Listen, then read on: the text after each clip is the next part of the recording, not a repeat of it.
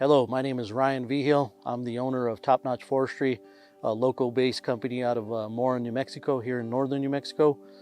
Today we come to you with the assistance of New Mexico Forestry Watershed Institution to talk about defensible space. Due to the Hermit's Peak Calf Canyon fire last fire season and the impacts that it had done to northern New Mexico and the surrounding communities, we thought it'd be a good idea to come forward with a video presentation within a property located here in the Las Despensas area that was affected and survived the Hermit's Peak Calf Canyon fire. We come together today with a lot of knowledge on my end on what we as forest firefighters, when we come with brush trucks, type 6, type 3 engines, when we come to protect your properties when there's an active wildfire within the area. I have over 19 years of firefighting experience, a bachelor's of science in forest management from New Mexico Highlands University, and just a wealth of knowledge through the experience that I've seen throughout the nation. You see that these fires are just becoming a Western United States issue, globally as well.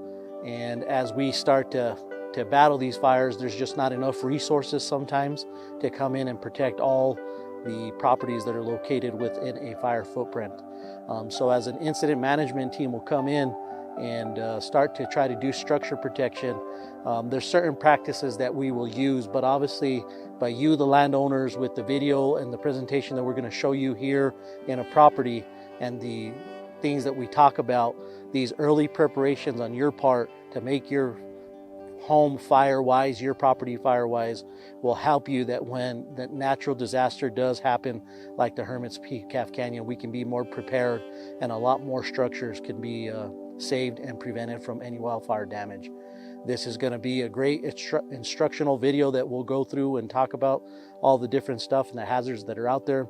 There's more information that you can search for online to help you find some stuff that, you know, we might not cover all of it, but this is definitely a defensible space fire-wise, and that's why we're coming in front of you today to try to share that information and help you guys to succeed and help us firefighters succeed when we arrive on scene to protect your property.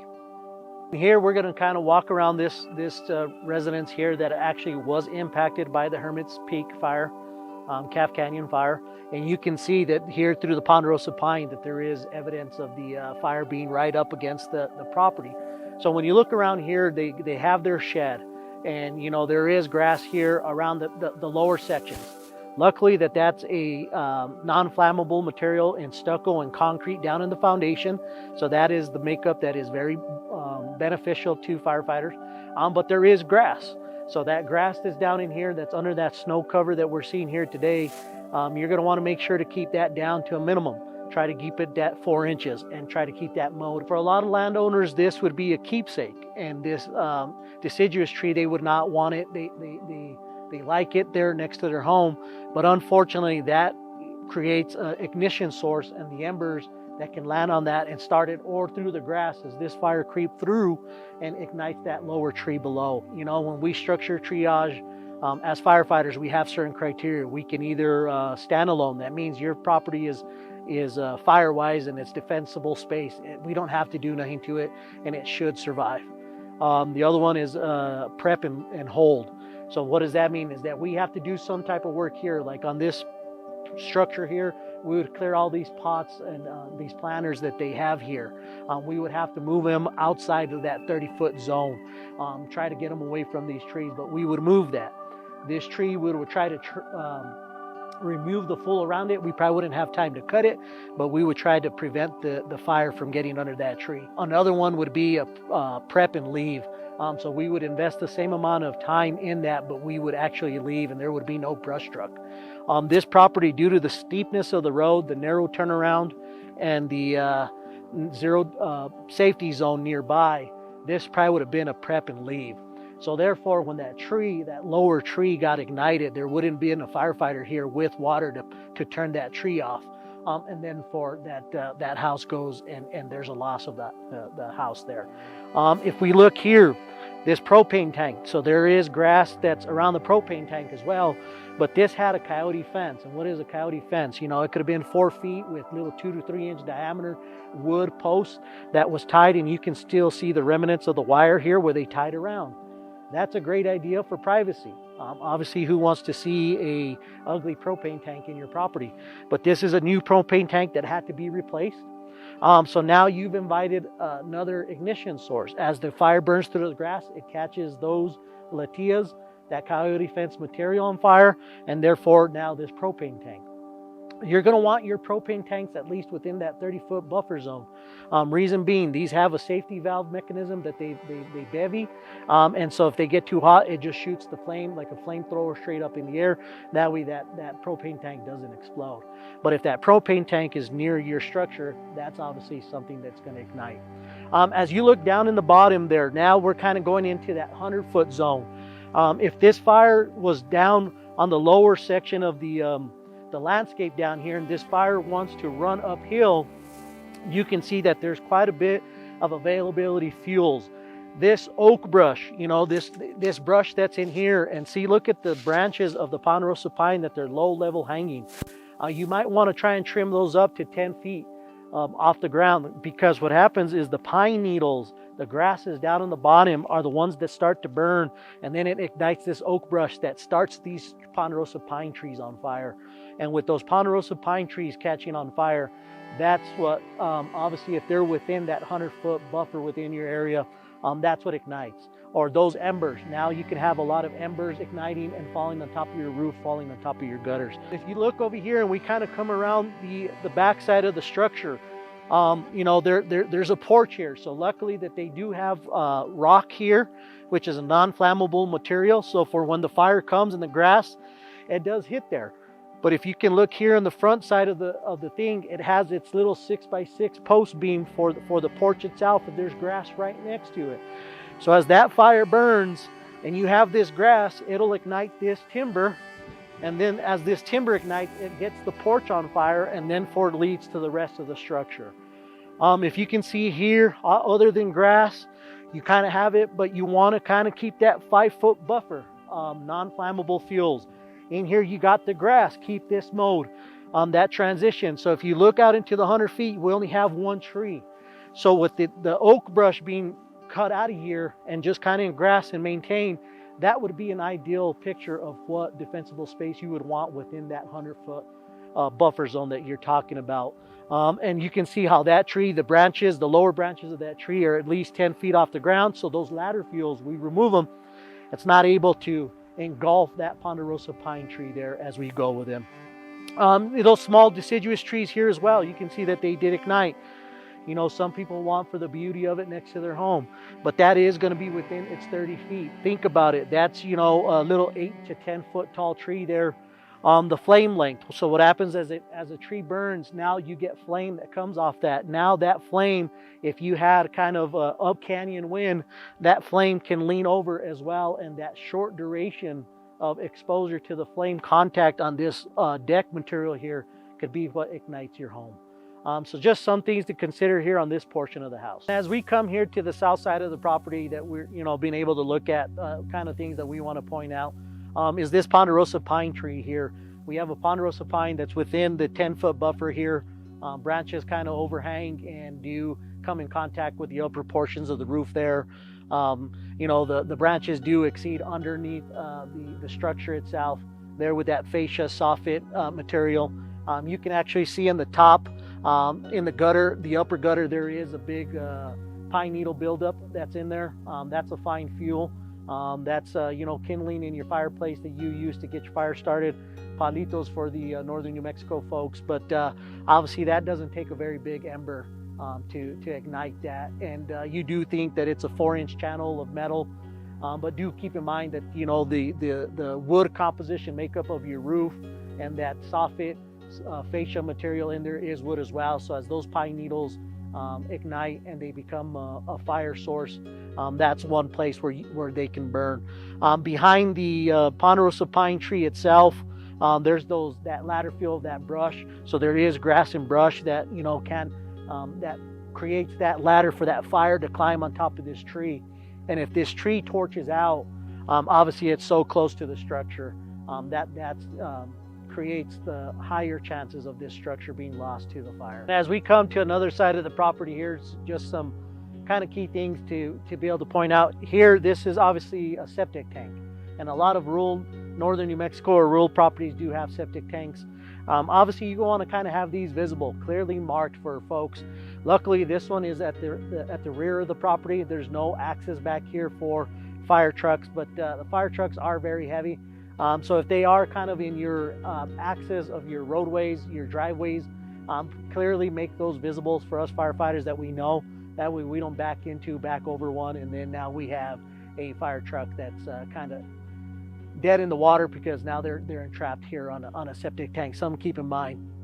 But it's something as simple, you know, this structure here has stucco, able to do it, but it's a prime candidate on that 5 foot. If you're able to afford it and you can do it, installing some type of concrete sidewalk, gravel that's able in there, kind of stay away from that woody chip material. That's not a good thing there. So it has to be fully non-flammable. But if you can do a 5 foot buffer all the way around the structure, now you're improving the chances of that structure surviving as well.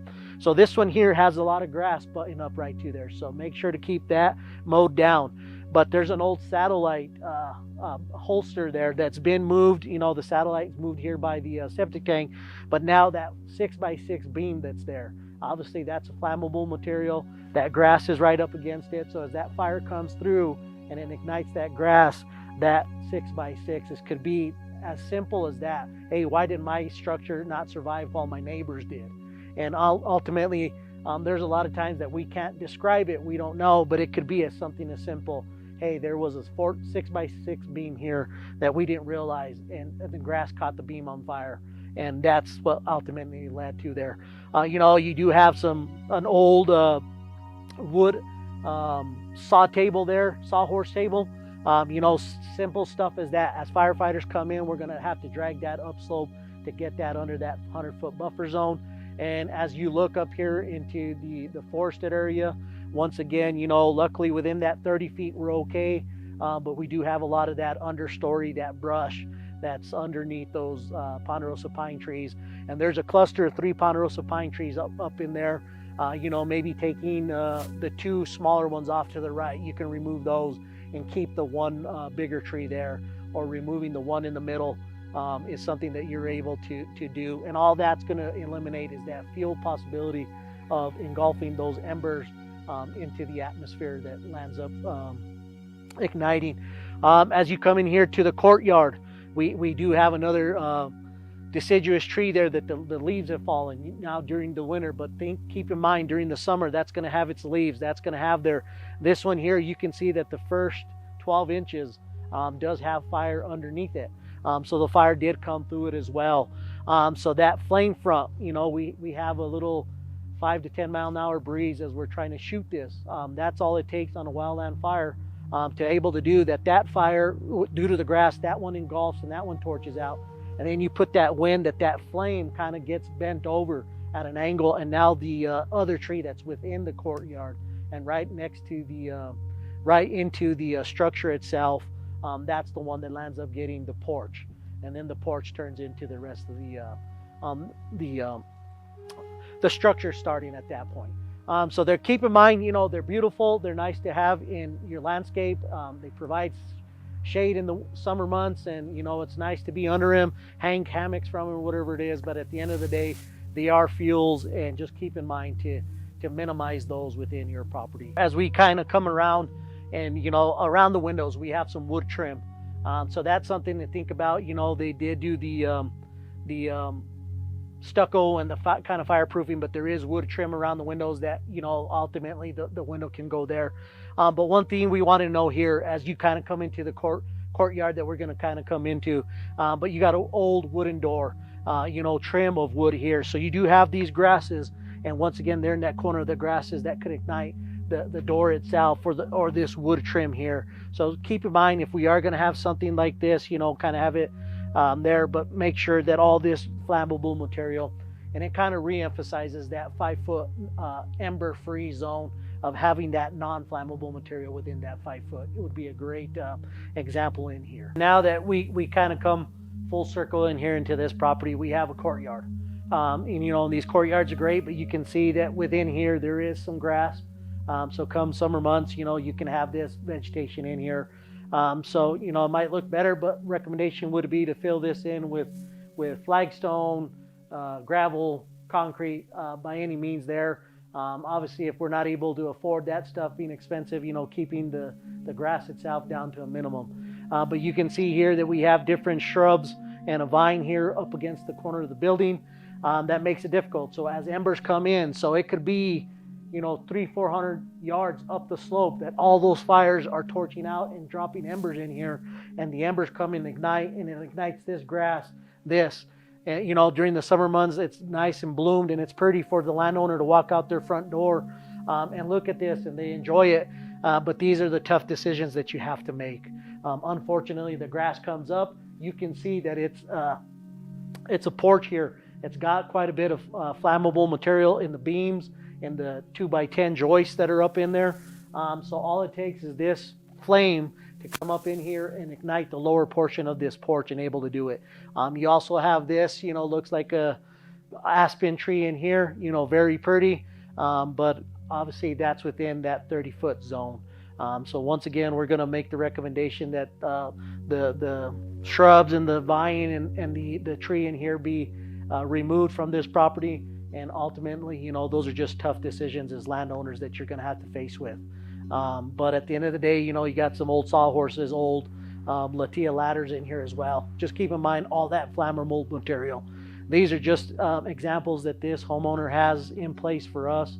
But, you know, it can be as simple as the cushions on lawn chairs that do it, you know, blankets, a doghouse that you have some straw that is for warming for your pets or something, that's what ultimately ignites. So keep that in mind. Fire season has started to become year-round, and we just always have to be prepared for it. And they're tough decisions that you have to do.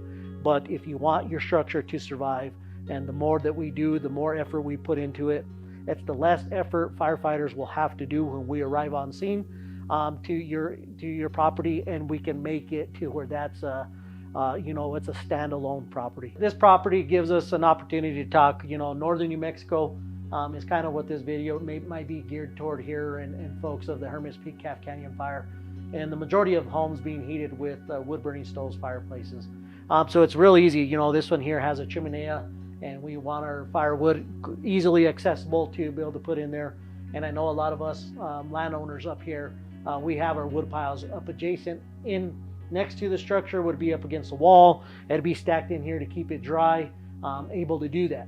Once again, just keep in mind that, you know, during the winter months, if need be, but come summer months, take that and remove that and put that within that 100-foot zone, and try not to have that. That is very labor intensive for folks to move even a quarter of a cord to a half a cord of firewood that we have to chuck 30-40 feet.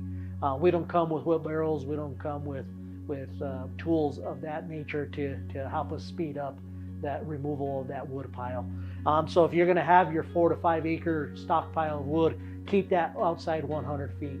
And then if you're going to have something within that's closer for you on a daily basis for you to get that firewood inside, just keep in mind during that fire season time frame, you know, once February's passed by and winter months have come and gone, to keep that wood out of there as well, because that's that flammable material. And we do see firewood a big problem all the time, either under decks, on top of decks, next to your structures, next to your sheds. So that firewood will be something that you'll have to address and remove. As firefighters, as we come in, so we are taught, you know, wildland urban interface. We're starting to face that more in the western United States. So as us firefighters, we come in, so there's a fire started. And now resources, you know, type 6 engines like this come in, we start to do what we call structure triage. During that structure triage phase is what we're doing exactly. We have communities that are threatened, communities that are facing the risk of this wildfire coming through. So we'll come in, you know, and we'll have multiple resources, people doing this, multiple programs that we use at our disposal. You know, Survey 123 from an ArcGIS is something that we rely heavily on. But there's questions that are asked in there. But we predominantly have 4 criteria that we use. So we'll rate structures. So we have to come through and give them a rating, and we'll say, okay, this structure here is a standalone. So standalone means that this structure is fire-wise, defensible space, has all the makeups. There's nothing that we need to do to protect this structure. Then we go to something that we say prep and hold. So that means that we'll have to invest some type of work to get this structure safe, to be safe from the fire. So then we have the prep and hold. So prep and holds is we're going to invest some type of effort, manpower to come in here, firefighters do some type of prep work, and then we leave a type 6, type 3, some type of fire truck here with water. The other one's going to be a prep and leave. So we don't have a safety zone, an area that firefighters can go to and be safe from the fire and not face any type of serious injury or fatalities. So we'll have to do the amount of work that we think we can accomplish in a certain amount of time, and then we have to evacuate. So that means a fire truck will not be on your property when the fire comes through. And then the 4th criteria, the ultimate one, is it's non-defensible. That means, it has too many situations, too many trees, too much grass, too much wood shake shingles. The structure makeup just makes it to where no matter what kind of effort we do, that structure is not going to dare. This property here, an example that we're using that would be a prep and leave. For the simple fact, if you look down the driveway, this driveway has a steep incline to it. It's very narrow, one-way traffic. And then if you pan out here and you look at where the fire truck is, there's not much turnaround in here. So one of the big hindrances that we have with the public is people wanting to stay as long as they can and heeding the evacuation notices, evacuation warnings. And now as firefighters are trying to come in to try to protect your structure, say this homeowner decides to wait for the last minute and now they're trying to evacuate while firefighters are coming in.